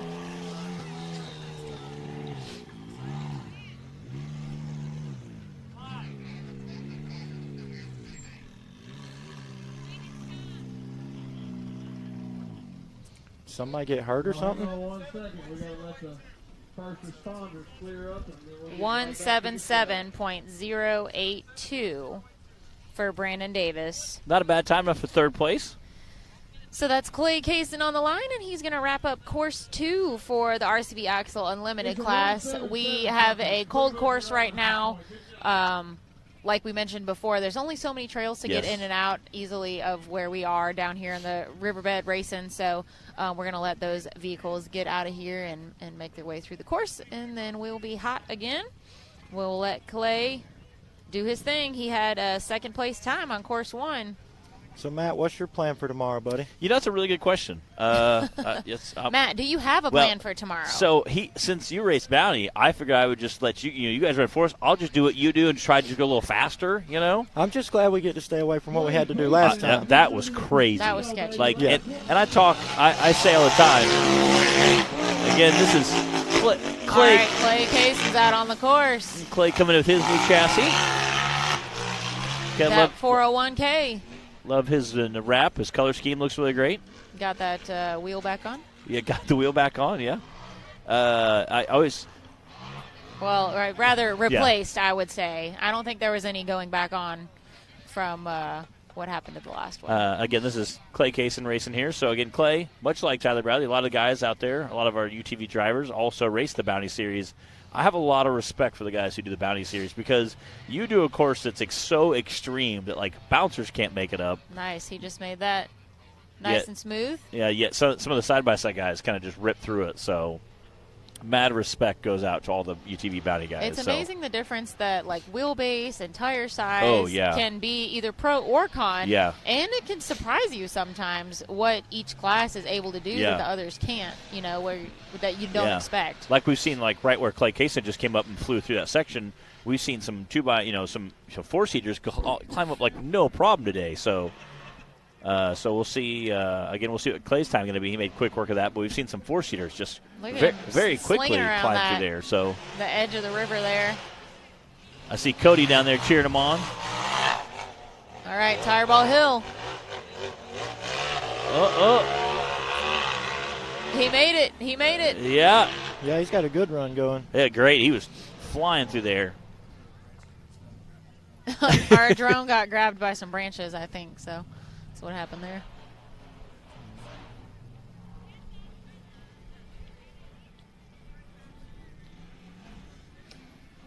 Yeah, sometimes those trees and branches just come out of nowhere. A lot of our drivers can attest to that, and Jack, the drone pilot. Clay down there getting a little sideways.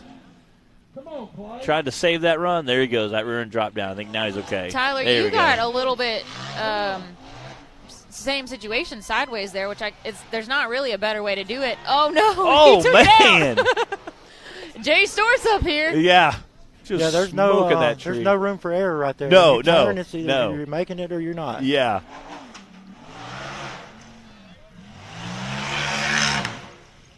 Did he hit another tree? Still with a smoking time. All right. 148.115 for Clay Case, and that is a third place time on course 2. The camouflage off the hill for y'all. You come out that backwards, and we couldn't see through the trees, and we had no idea what you were doing up there. Well, see. DC Thompson, everybody. Yes. Yeah. When you go first and you don't have tracks to follow. Yeah. You don't. I heard you ended up in like a pile of leaves, and you were just sliding. Yeah, down I had a tree hooked on, and just bring it down with you. Yeah, I ended up having to back down the hill, and I was like, "Oh, it's a straight drop off cliff. I don't know if I should do this or not." But you really can't see very well, and we didn't have the camera up there yet, so we were like, "Well, here, wait, he's backwards. He's going." What was? And you still had not a bad time. What was Clay Kaysen's time? Clay had a 148.115. Okay. Yeah, and again, we'll run through the top 7 today. Casey Howe, this is on the second course. Casey Howe, 142, again, claimed that top spot. Nathan King right behind him, 147. Clay Kaysen coming in third, that 148. Brandon Davis, 177. DC Thompson, 193. As you, came through the hill, bringing trees and trailers, everything with you, Tyler Bradley, 211. Cody Kaysen, 212. And then we had 3 DNFs. So that was a rundown of the second course of the day. Again, we'll do an award shortly after that. But so how was going first? Because you had a pretty good wood section you had to cut through. Yeah, see, there was it was camouflage. Camouflage. I didn't see it at all. Yeah. It was, so yeah. I come out over here on the top of Cialis, and I was like, well, I have to turn around. So I just seen the trail, through the and I just shot. You just gave it your I was mowing down the trees. You can hear him. One hooked me. We saw you get spun around. Yeah. We couldn't tell what was going on up there.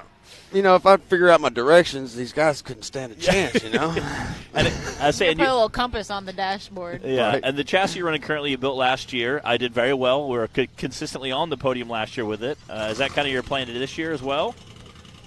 I don't think he wants to get on the podium, Matt. Of course, that's not his plan. No, that's not the plan at all. You want to be in that number 1 spot. I mean, doesn't everybody? Yeah. Right. So I just got to figure out where I'm going. Yeah. So. You need to go out and walk the course next time. Well, I was trying to get my bike to run. I'm not surprised. Yeah. But, yeah. All right, guys. Well, that concludes our day of racing here in Disney, Oklahoma. Thanks for joining us on Hillside Live. This is DC Thompson. Yes. I'm Bree Molitor. That's Matt Holt over there. We will be back tomorrow about 9:30 Central Time for our bouncer class, UTV bounty, and the UTV youth class. So lots more to go still tomorrow. Y'all pray for some sunshine for us so we don't get rained on. And pray the rain all holds day. off. But thanks for watching with us today, guys. I think we've got some trophies to give away now. We do. All right. We'll see you guys tomorrow.